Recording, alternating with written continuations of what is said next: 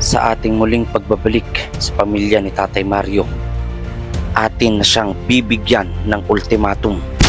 Saan muli kaming bumiyahe ng halos 2 oras. Napakaraming suwestyon at opinyon patungkol nga sa planong bawiin na raw ang bahay dahil hindi naman ito nabibigyan ng pagpapahalaga. At napakadugyot nga maging ang mga bata. At dito nga ay siniwalat ni Tatay ang nangyari. So ayoko na rin magpaligoy-ligoy. Tatanungin ko pa yung dalawa, Ate Maricar. Ikaw muna tatanungin ko, Ate Maricar. Gaano ka-importante? Importante ba sa iyo yung bahay na yan? Kami yung mga vlogger, tumutulong. Di ba habang buhay? Nandiyan kami para sa inyo. Nandito lang kami para alalayan kayo, tulungan ko. Pero kung darating kami, di ba, sabi ng ibang mga tinutulungan namin, kung darating kayo o hindi, salamat pa rin. Yung ginawa kasi ninyo, Tatay Mario, nakakabastos sa akin. Nakabastos po sa akin. Parang nawala yung halaga ko ba? O ganito lang tayo na charity vlogger, walang kaanong sponsor ng ganyan. Pero sana man lang yung mga tinutulungan natin, pinahalagaan yung mga sakripisyo natin. Kaya sa muling paghaharap namin, mabibigyan pa kaya ng tsansa sila Tatay Mario, babawiin na ang bahay.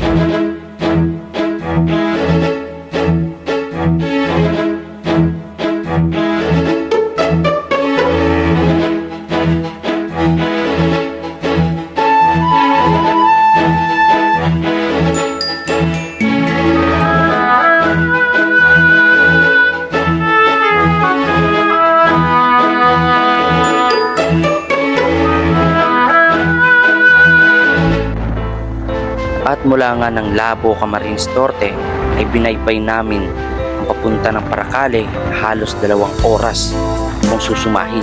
At dito nga ay bukod sa napakainit ay tumambad pa sa amin ang napakaputik na daan at mahirap pasukin maging ang mga sasakyan. Kaya minabuti namin ay pagpatuloy namin ang pagmumotor kasi wala namang kaming choice, wala rin kaming sasakyan. So pinuntahan namin at dito natin malalaman kung ano nga ba ang tunay na nangyari bago tayo magdesisyon kung babawiin natin ang bahay o at ibibigay sa karapat-dapat. Yes, hello po mga kalangga. Sa mapagpalang araw na naman po sa ating lahat. Ito po si Video Scheme Official. At ang aking kasama po sa araw na ito ay si Kuya Marius Vlog. Please support po ng kanyang YouTube channel. At maging din po ng aming makasamahan, lalo na po ang Rochelle, Ruel of Malalag, and Rachel Morales. Sa mga kalangga, sa mga nakaraan nating vlog, pag-update kay Tatay Mario at sa kanyang pamilya, nalabis po ako talagang nagulat, no, at nalungkot, no, sa ating naabutan at nalaman nga natin na inabandon na ang bahay at ito nga nalaman din natin na pinauupahan pa. So ngayon mga kalangga, muli tayong bumalik dahil sa mga katanungan at dahil sa mga titas na, or viewers na din na nagbibigay ng advice sa atin na ito yung kumbaga dapat nating gawin. Yun lang naman po advice nila. So tama naman po, no? And yun, marami din nga syempre naawa sa kalagayan. So dito mga kalangga, magiging fair po ako, no, sa mga magiging desisyon natin. Magiging fair po tayo. And kailangan makausap din natin si Tatay Mario mismo sa araw na ito. So yun mga kalangga, samahan niyo po ako sa araw na ito. At huwag niyo kalimutan na mag-support sa ating YouTube channel. Please like and share po. And huwag po kayo mag-skip ng ads mga kalangga. So yun, samahan niyo po ako sa araw na ito.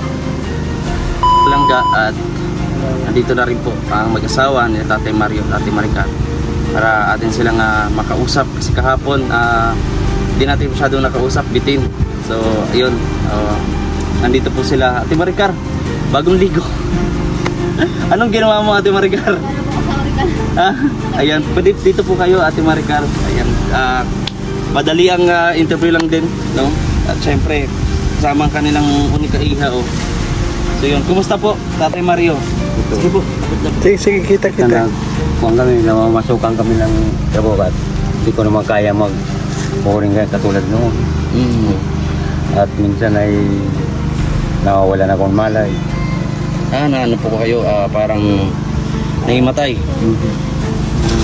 Yan, kumusta naman ikaw, Ate Maricar? Basang-basa si Ate Maricar. Hello po. Basang-basa si Ate Maricar. Naligo ka, Ate Maricar? Nagligo po rin. Oh, ba't ikaw yata yung nilinisan mo at ang sarili mo? Ang orig po kasi dito sa Bicol, baboy. Yun, kaano sila. So, paano kayo umabot dito kayo ngayon at nag-aalaga ng baboy. Kumbo, nag-alaga kami pong baboy at wala mga kuwaan. May mga pamilya ko. Mga suporta. Ano ito? Namamasukan na muna kami. Kayong mag-asawa. Magkano yung Buwan. ano po 6,000 ang buwan. buwan?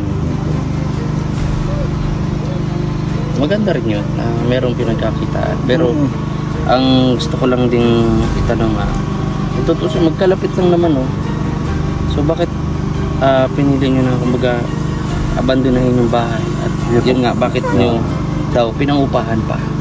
Pinupahan namin po noon yung magkasakit ako. So may katotohanan po talaga na pinaupahan ninyo?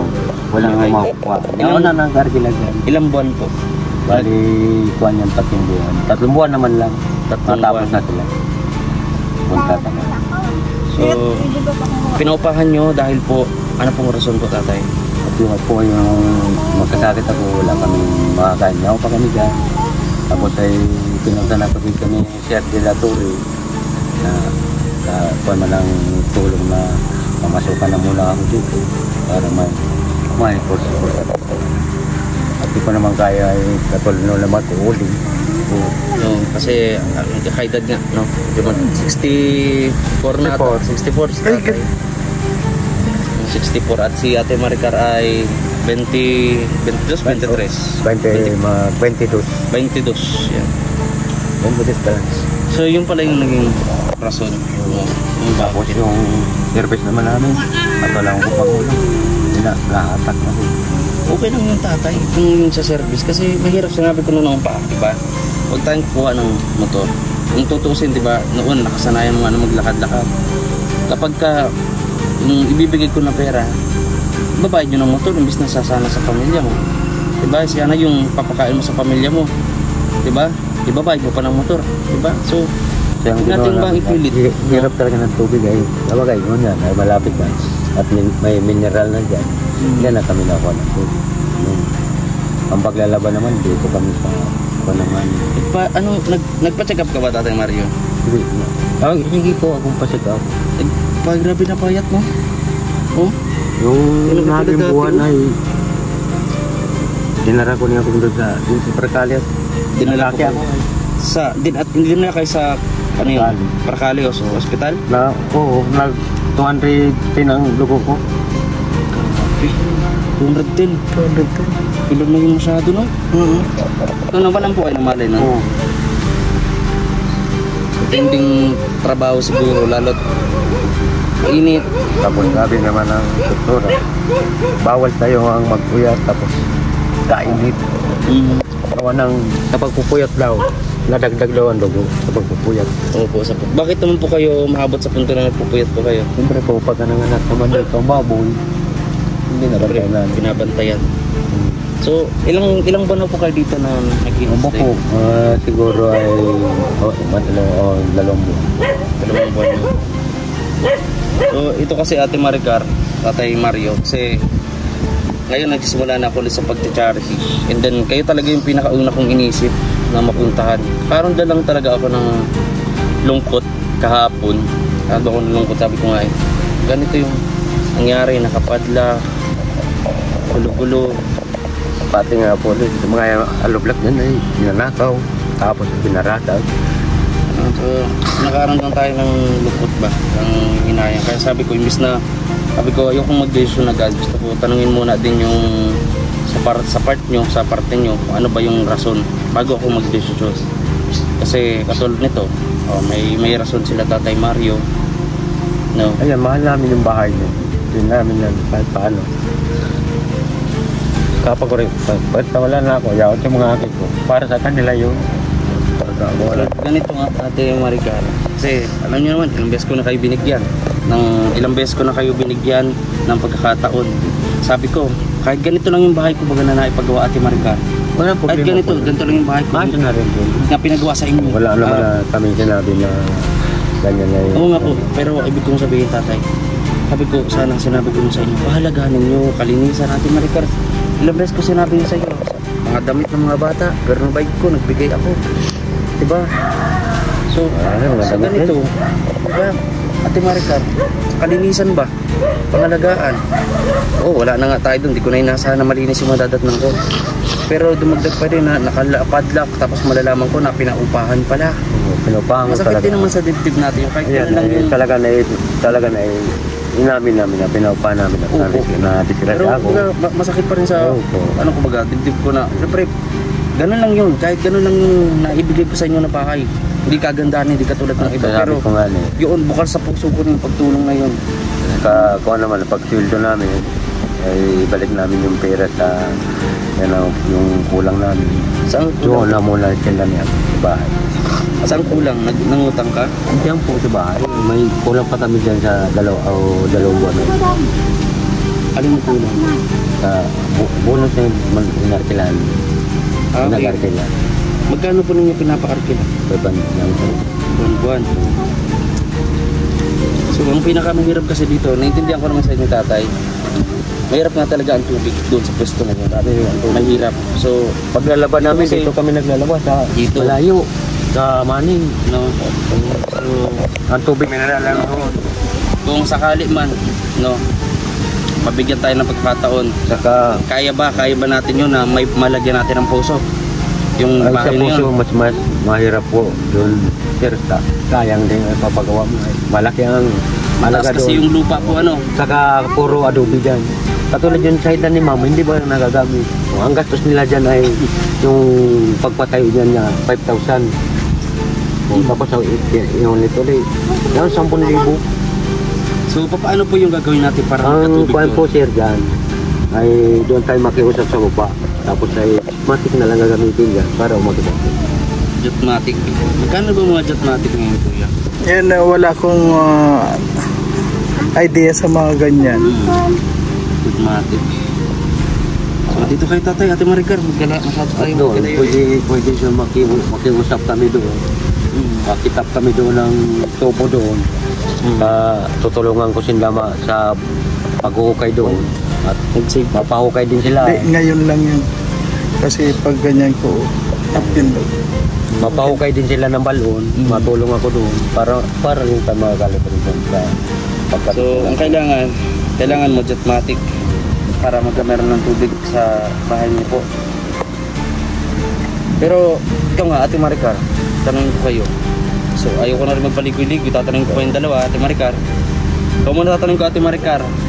Gaano ka-importante? Importante ba sa iyo yung bahay na yun? So, ikaw tatay, gaano ka-importante yung bahay na yun? Talagang importante ko talaga po ang alaga sa mga bata. Ako matanda na eh. Hindi ko naman alam ang buhay ko kung kailan. At sa rin ako. Kasi kung sabi ko nga Para maayos na rin yung mga akin ko na yan. Hindi mayroon sila pagkakula na. Mayroon sila matitira. At kung ano trabaho kami sabi ko, pagka hindi naman kami sanay eh. Kaya kayo may malaki. Taga-tagaan natin to. Tayo ko yun patarbaho. Kasi sabi ko nga nung umpisa pa lang, nung nakilala ko kayo, sabi ko baga kami mga vlogger, tumutulong. Iba na habang buhay. Nandiyan kami para sa inyo. Nandito lang kami para alalayan kayo, tulungan ko. Pero kung darating kami, di ba, sabi ng ibang mga tinutulungan namin, kung darating kayo o hindi, salamat pa rin. Di ba? Huwag natin kumag-aasahan. So, Kami, ganun din sa amin sir. Yung kuha namin kayo, yung kuha din namin sa buhay namin, paniwala din namin. Hindi na rin mabalik si Kuya Ken. Ay, kapag tayo natin trabawin sa buhay pa ako, para maayos na rin yung buhay. At tinawagan ko rin yung mga anak kong dati. Mga nagtitinda ko niya na pizza dos, para tulungan nila ako. At magpinunta ko. may mga anak ko saan po? Doon sa inyo.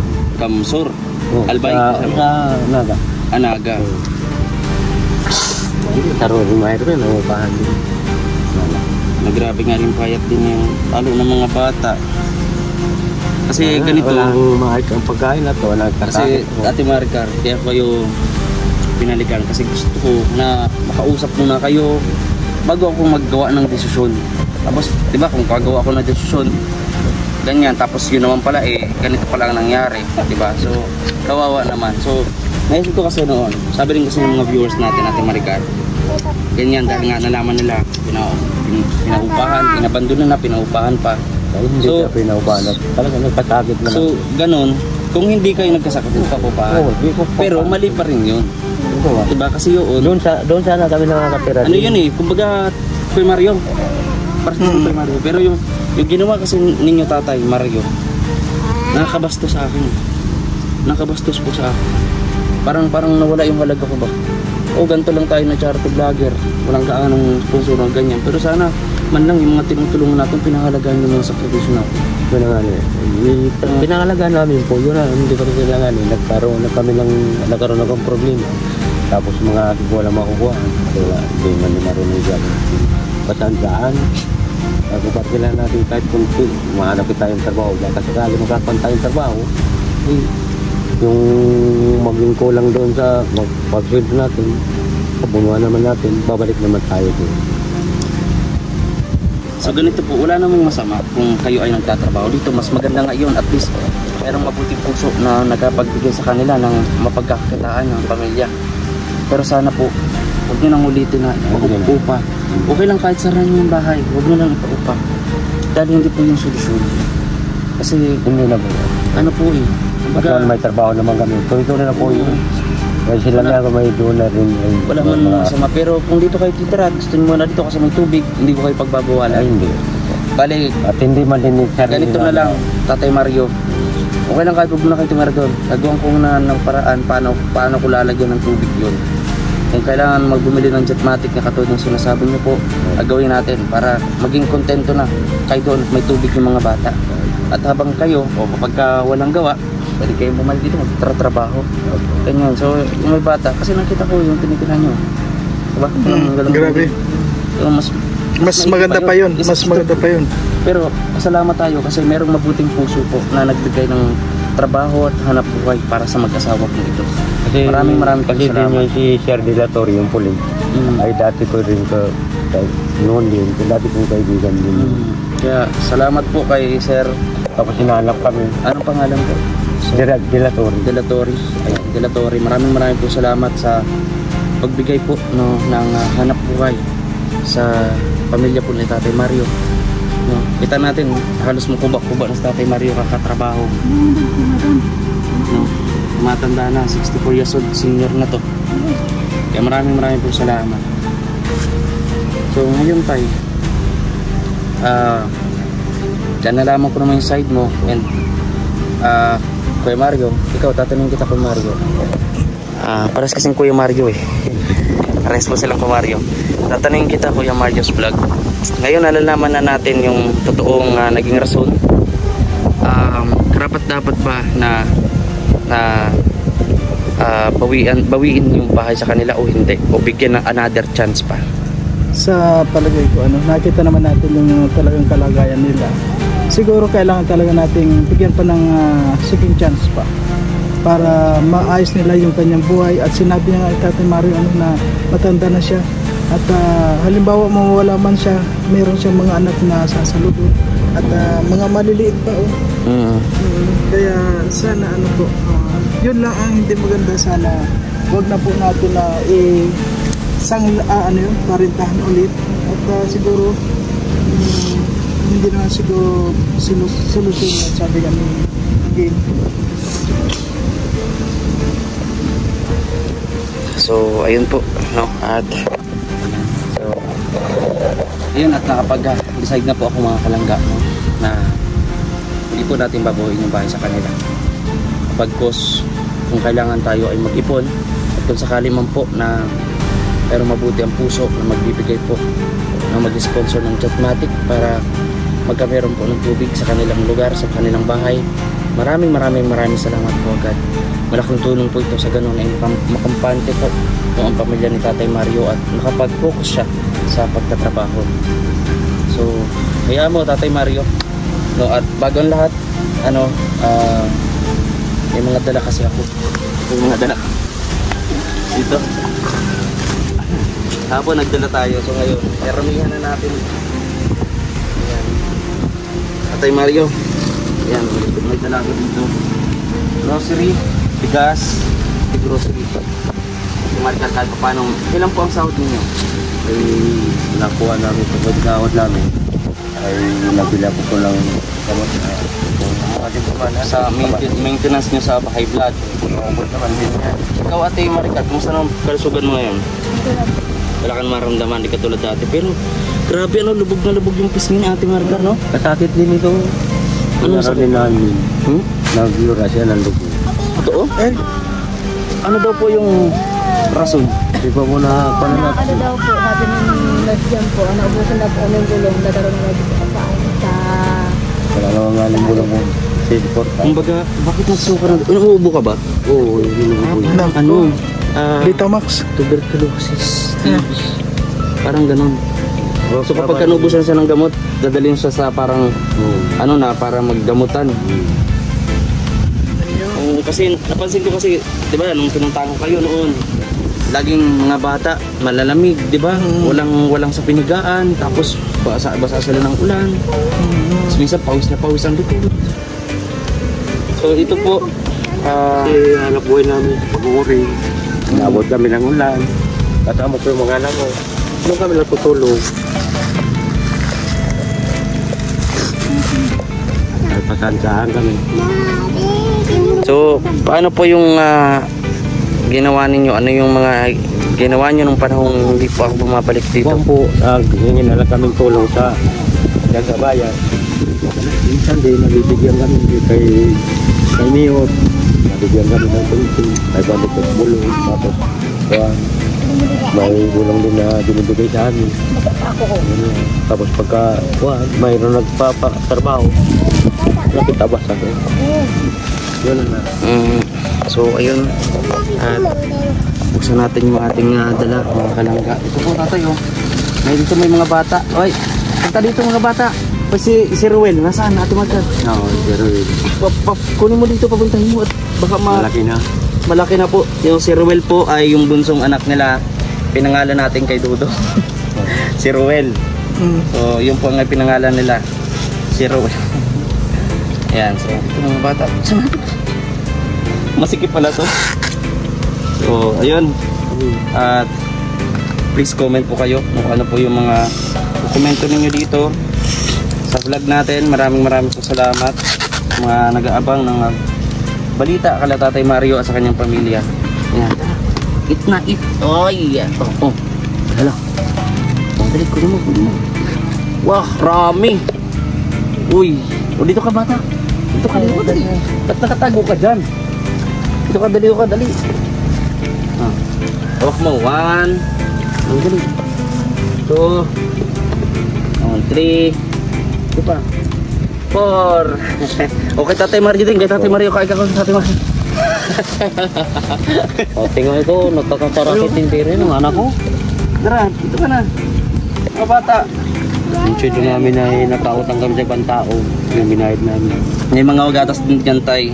Tapos, lata, mga Tito Ruel. Uy, walang suot, walang saplot si Ruel. Huwag lang, ibaba lang. Walang suot na short si Ruel. Ano nga yan, Ruel? Uy, Ruel, oh. Uy, dali. Kain din. Pakita mo nga Ate Maricar paano kumain. Kainin mo. Oh, nahihiya. Nahihiya. O, dali. 1, 2, 3, 4. Uy, kain na. Oh. Kain yan. Ate Maricar, pakita mo na kumakain ka para magayahin niya. Ikaw, Ate Maricar, pakita mo kumakain ka, tingnan mo. Oh. Kumakain. Yan. Oh, ito mo. Kain pa. Dali pa. Sige pa, kain pa. Samuhal na. Ayan, oh. Ayan. Dali, sa'yo na to lahat. Sa'yo na yan. Tingnan pa, tingnan ito. Yan. Tingnan pa, kumusta? So, itong mga batang ito, mga Tatay Mario, ay itong panganay ho. Ito. Ilang taon na to? Yan ang panganay. Ilang taon na yun na kaya? Siyam na yan. Siyam. Di pa nakapag-aral kahit naman lang daycare. No? So, ayun, mga kalangga. At maraming salamat po sa inyong patuloy na pagsuporta, no, panonood sa ating vlog. Maraming pong salamat. So, ayun, at Tatay Mario. Ito Kuya Mario. Ito Tatay Mario. Magkato kayo eh. Ayan, so ano yung sasabihin nyo sa dito na muli ako nagbalik? At katulad nung sinabi ko, Ate Maricar, kahit ano man yung natatanggap natin bagay, mapakamaliit man yan o malaki, pahalagahan natin. Kasi sabi ko nga, yung mga tumutulong sa atin, hindi yan habang buhay tumutulong.